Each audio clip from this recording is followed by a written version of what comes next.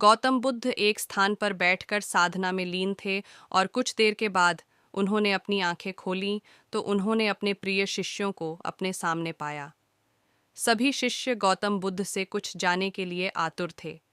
तभी एक शिष्य ने आगे बढ़कर कहा, हम जानना चाहते हैं कि उपदेशों का वास्तविक मूल्य क्या होता है।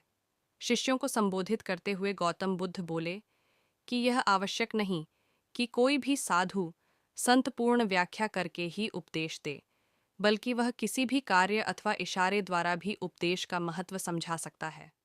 और इसी विषय में मैं तुम्हें एक कहानी सुनाता हूँ, ध्यान से सुनो। एक नगर में एक शेठ रहता था। उसके पास अपार धन संपदा थी और उसका व्यापार दूर दूर तक फैला हुआ था। एक दिन एक साधु उसके दरवाजे पर भिक्षा मांगने आया। तभी शेठ ने उसे भिक्षा दी और वह साधु जाने लगा तो शेठ ने उसे रोक कर कहा, महाराज, मुझे कुछ उपदेश तो देते जाए।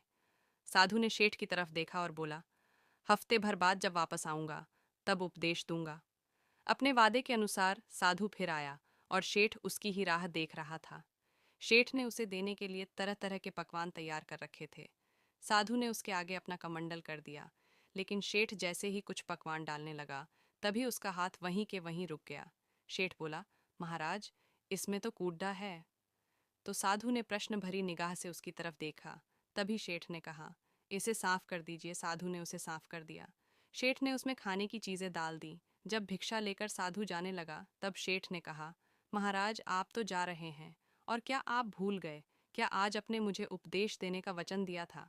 साधु बोला, क्या तुम्हें उपदेश नहीं मिला? तो सुनो, मेरे कमंडल में कूड़ा था।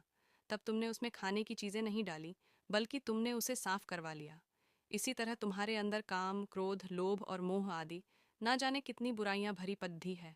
पहले उन्हें साफ करो, तब तुम कुछ पा सकोगे। शेठ को साधु के उपदेश का महत्व समझ आया और उसने उसे अपने जीवन में ढालने का निर्णय लिया। सीख। गौतम बुद्ध की शिक्षाप्रद कहानी से हमें सीख मिलती है कि हम सब के अंदर कुछ ना कुछ बुराइयां या कमी होती है। हमें उनके बारे में पता कर और उन्हें दूर कर आगे बढ़ाना चाहिए।